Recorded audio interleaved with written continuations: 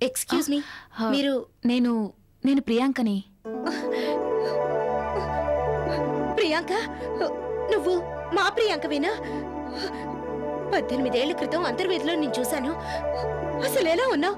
ఎక్కడ ఉంటున్నావు? క్షమించండి, నేను మీ ప్రియాంకని కాదు. నా పేరు ప్రియా. మాది కూడా అంతర్వేదే. మీ పక్క వీధిలో ఉండే దాశరథి గారి అమ్మాయిని. మీరా? మీతో నాకు ఎక్కువ చనువు లేదు, కానీ నాకు దాశరథ్ అంకిల్ బాగానే గుర్తున్నారు. అవును, మీరిక్కడ ఎక్కడ ఉంటున్నారు? ఎక్కడుండాలో తెలియకే మీ సాయం కోసం వచ్చాను. మా ఊరి వాళ్ళు కదా, ఒక హోదాలో ఉన్నారు. సాయం కోరితే కాదనరనే నమ్మకంతో ఈ ప్రకటనలో అడ్రస్ని వెతుక్కుంటూ వచ్చాను. వచ్చినందుకు మీకు నా సాయం తప్పకుండా లభిస్తుంది. మీరు దిగులు పడకండి. ఇంతకీ మీ కష్టమేంటి? బతకడమే కష్టంగా ఉంది. నా భర్త పెట్టే హింసల్ని భరించలేక అతని నుండి విడిపోయి వచ్చాను. పిల్లలతో ఇల్లు గడవటం చాలా కష్టంగా ఉంది. డోంట్ వరీ, ఇక నుండి మీకే ప్రాబ్లం రాకుండా ఉండేలా నేను చూస్తాను.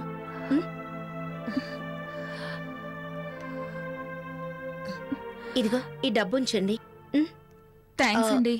రేపు మీరు ఒకసారి మా ఆఫీస్కి వస్తే మీరు చేయగలిగిన జాబ్ ఏవైనా ఇస్తాను. థ్యాంక్స్ అండి, మీకు చాలా రుణపడి ఉంటాను. It's okay. వస్తానండి.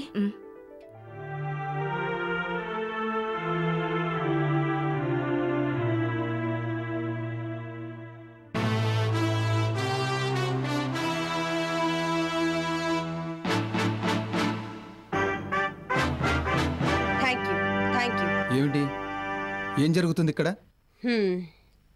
నేను అండర్ గ్రౌండ్ కింగ్ని అయ్యానండి. బాబా వారసురాలిగా మా నాన్నగారి డాన్ పదవిని నేను తీసుకున్నాను. ఆ యోగిగాడు లేనందువలన మనం ఇంట్లో ఉండాల్సి వస్తుంది. ఆ వివరాలన్నీ వాడికే తెలుసు. వాడిని ఎలాగైనా మీరు పట్టుకొని తీరాలి. ఓకే గైస్, మీరంతా వెళ్ళి బయట వెయిట్ చేయండి. Thank you.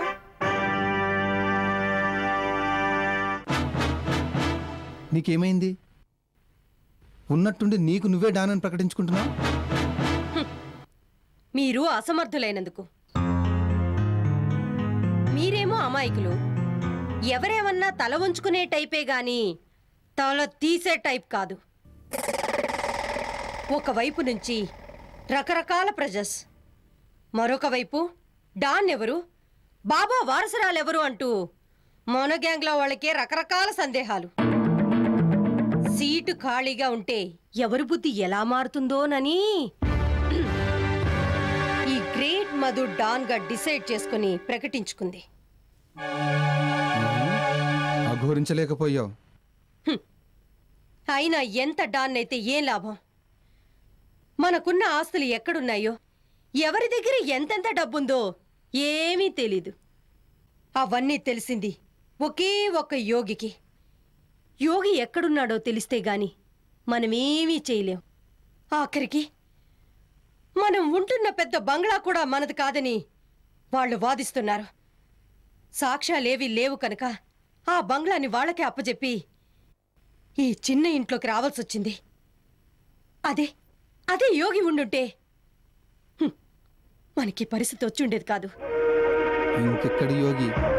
వాడెప్పుడూ అడ్రస్ లేకుండా పోయాడు. ఏమండి మిమ్మల్ని? ఒక పక్క మన పరిస్థితి గురించి నేను గొంతరిగిపోయేలా అరుస్తూ ఉంటే వినటం మానేసి ఏం ఆలోచిస్తున్నారు? అబ్బే ఏం లేదు. అదే నువ్వు ఇందాక చెప్పావు కదా, ఆ యోగి ఎక్కడుండుంటాడో ఎలా పట్టుకోవాలని ఆలోచిస్తున్నాను. That's good. వెంటనే వెళ్ళి మీరు ఆ పని మీద ఉండండి. ఓకే. Hello, 1 minute. చూడు మిస్టర్ కృష్ణమూర్తి, నువ్వు ఇల్లు దాటి ఎక్కడికి వెళ్ళాలన్నా సరే నాకు చెప్పి నా పర్మిషన్ తీసుకొని మరి వెళ్ళాలి. ఈ రోజు నుండి నేను నీ భార్యని కాను, ఒక గ్రేట్ డాన్ని. కాబట్టి నేను ఏం చెప్తే అది నువ్వు చేసి తీరాలి. సే yes.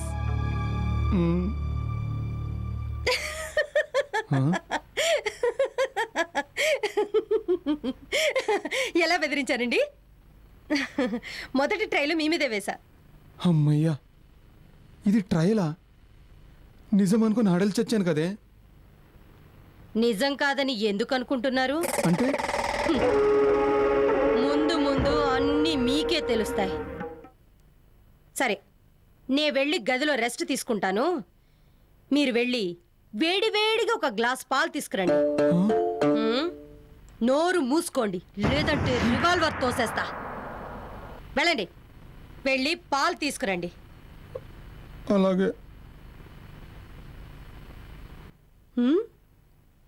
Madhu, great don.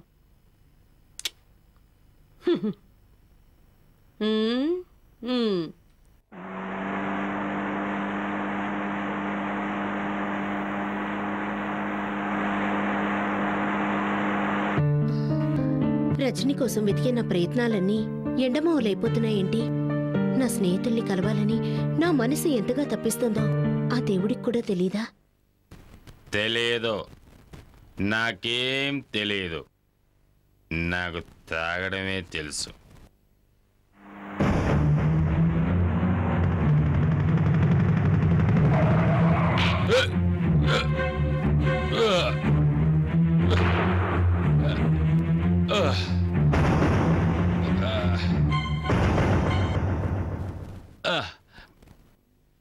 బా, చంపావు కదరా. ఐఎమ్ సారీ అండి. I'm sorry. లేవండి. లేడీ డ్రైవరా, అందుకే దెబ్బలు ఎక్కువ తగిలాయి. సారీ అండి. పదండి, హాస్పిటల్కి వెళ్దాం. హాస్పిటల్కా? అక్కర్లేదు మేడం, ఇంత చిన్న దెబ్బకి హాస్పిటల్. మీ దగ్గర ఐడిన్ ఉందా? ఐడిన్ ఇవ్వండి. మొండివాడ్లా ఉన్నాడే. ఒక పక్క బ్లడ్ అలా వస్తుంటే తిరిగ్గా ఐడిని ఇవ్వండి, హాస్పిటల్కి అక్కర్లేదంటాడేంటి? హలో మేడం, అయోడిన్ కూడా లేదా? అది కదండి. Okay madam, okay, it's okay. Sir, okay madam.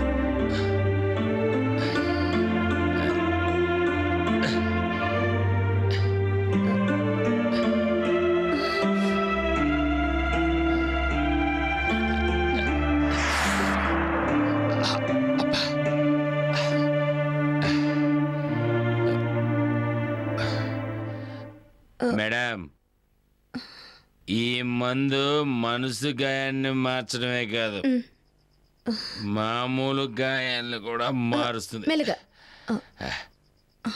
ఇది అందరికీ అందుబాటులో ఉండే అమృతం. డోంట్ వరీ మేడం, మీరు వెళ్ళొచ్చు. సార్ సార్ సార్ సార్, మీరు వెళ్ళొచ్చు. నేను వెళ్తాను కానీ మీరు కూడా నాతో రండి. వద్దని చెప్పాగా మేడం. సార్ సార్ మీరు సార్, వెళ్ళండి. ప్లీజ్ ప్లీజ్ ప్లీజ్ నాతో రండి సార్. ఓకే ఓకే మేడం, నేను డ్రైవ్ చేయనా? నో థ్యాంక్స్, నేను చేస్తాను కదా. Okay madam, okay. అటు కదా, ఇటు. ఇట్రా, అలాగే మేడం. సరే సరే, జాగ్రత్త జాగ్రత్త. ఓకే మేడం, నేను తెరుస్తాను. Okay madam.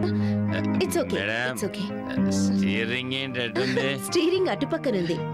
ఓకే, మీరు కూర్చోండి. Okay madam. అమ్మా, పెద్ద తలతిక్కోడ్లా ఉన్నాడే.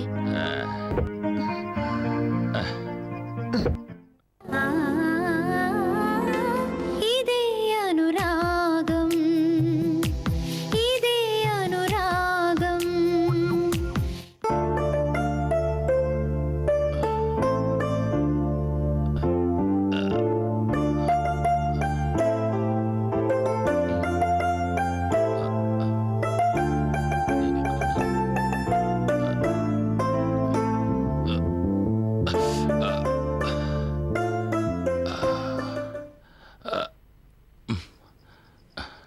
Good morning. Good morning. మీరు? ఐఎమ్ మహాలక్ష్మి. రాత్రి మీకు యాక్సిడెంట్ చేసింది నేనే. నా వల్లే మీకు ఈ పరిస్థితి వచ్చింది. అలా ఎందుకు అనుకోవాలి? నేనే మీ కారు కట్టొచ్చుంటాను. రాత్రి కాస్త మందు ఎక్కువగా తాగుంటాను. గుడ్, పర్వాలేదే. నిజాన్ని నిర్భయంగానే ఒప్పుకున్నారు. ఒప్పుకోకుండా తప్పించుకునేంత తప్పు నేనేం చేశానని? అంటే డ్రింక్ చేయటం, అలా తప్పతాగి పడిపోవడం తప్పు కాదంటారా? పడిపోవటం, నా వల్ల మరొకరు ఇబ్బంది కలగటం తప్పే అనుకోండి. కానీ తాగడం తప్పని అనుకోను. ఎందుకంటే మీరు ఆ ప్రపంచంలోనే రాత్రి పగలు మునిగి తేలుతున్నారు కనుక. అవునా?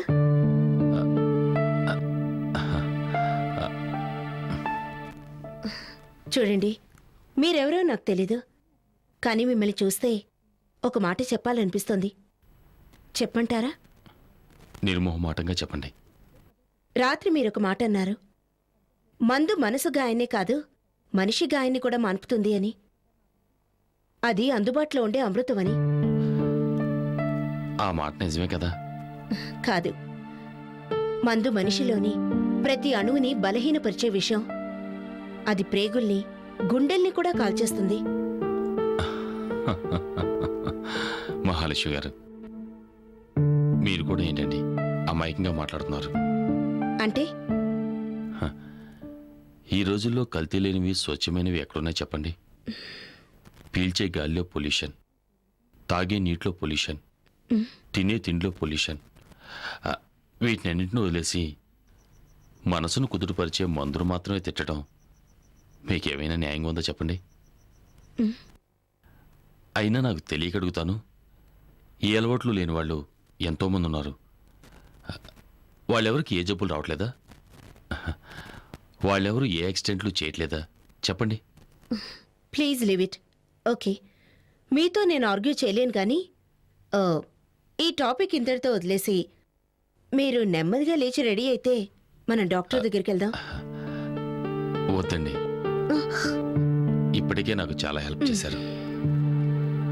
మీరింటి వరకు తీసుకురావటం, ట్రీట్మెంట్ ఇప్పించడం, ఒళ్ళు తెలియకపోవడం నాకు మీ ఇంట్లో స్థానం ఇవ్వటం, ఇవే చాలా ఎక్కువ. ప్లీజ్ ప్లీజ్ ప్లీజ్, అంత పెద్ద మాటలు వద్దండి. ఇందులో రుణాల ప్రసక్తే లేదు. మనిషికి మనిషి సాయపడటం అంతే.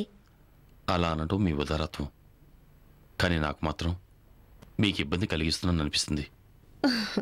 మాకే ఇబ్బంది లేదులేండి. ఇక్కడ ఉంటే మీకు ఇష్టమైన అమృతం దొరకదేమోనని మీరే భయపడుతున్నట్లున్నారు. అందుకే వెళ్ళిపోవాలనుకుంటున్నారు, అవునా? అయ్యో, అదేం కాదండి. ఆ, ఆ, సరే, మీ వాళ్ళ అడ్రస్ ఇస్తే వెళ్ళి తీసుకొస్తాను. పాపం రాత్రి నుండి మీ గురించి కంగారు పడుతుంటారు. నా కోసం కంగారు పడటానికి, కన్నీరు పెట్టడానికి ఎవరు లేరులేండి.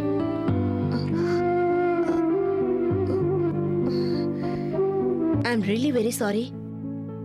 మీ గురించి తెలియక. It's okay. ఒకసారి మీ చేయి చాపండి. ఎందుకు? కరచాలి నానికి. వాట్? షేక్ హ్యాండ్ తీసుకోవడానికి సార్. ఏంటి, పిలుపులో మార్పును చూసి షాక్ అయ్యారా? నా ఇష్టం, సార్ అంటాను, బాస్ అంటాను, ఒరే అని కూడా అంటాను. Why? Because from today onwards we both are friends. Okay? Okay. So ఇక నుండి మీకెవ్వరూ లేరని అనొద్దు. మీకు ఒక ఫ్రెండ్ ఉందని మర్చిపోవద్దు. Okay? Thank you, thank you so much. లేవండి, లేచి త్వరగా రెడీ అవ్వండి. నేను వెళ్ళి కాఫీ పంపిస్తాను. ఓకే?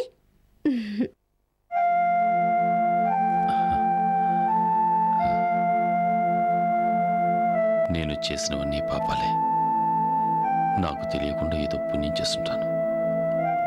అందుకే ఈ మాత్రమైన ఓదార్పు దొరికింది.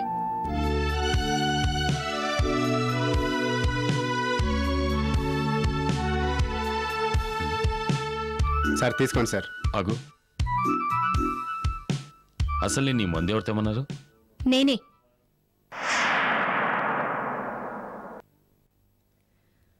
మీరు మా గెస్ట్. అతిథి దేవోభవ అంటారు. అతిథికి కావాల్సినవన్నీ సమకూర్చడం మా బాధ్యత. అందుకే మీ అలవాట్లకి ఏ అంతరాయం కలగకూడదని ఈ ఏర్పాటు చేశాను. కానీ please don't argue with me. Doctor మిమ్మల్ని బాగా రెస్ట్ తీసుకోమన్నారు. మార్నింగ్ లేచాక మాట్లాడుకుందాం. త్వరగా కానిచ్చి పడుకోండి. Okay, good night.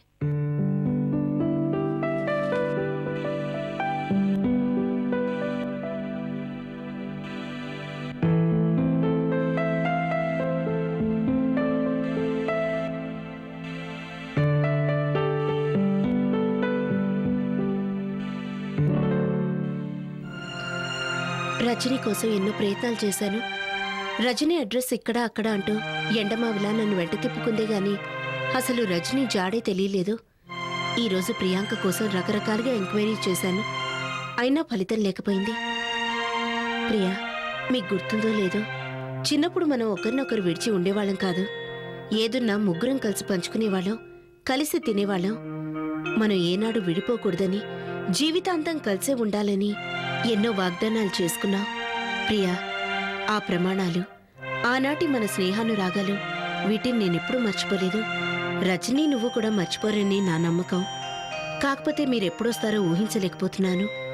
మీరిద్దరూ త్వరగా నన్ను చేరాలని ప్రతిరోజు దేవుణ్ణి వేడుకుంటున్నాను. దేవుడనే వాడున్నాడని ఇప్పుడిప్పుడే నమ్ముతున్నాను కనుక ప్రతిరోజు మీ ఇద్దరి కోసం ప్రార్థిస్తున్నాను. నా ప్రార్థన ఆ దేవుడు ఎప్పుడు ఆలకిస్తాడో ఏమో.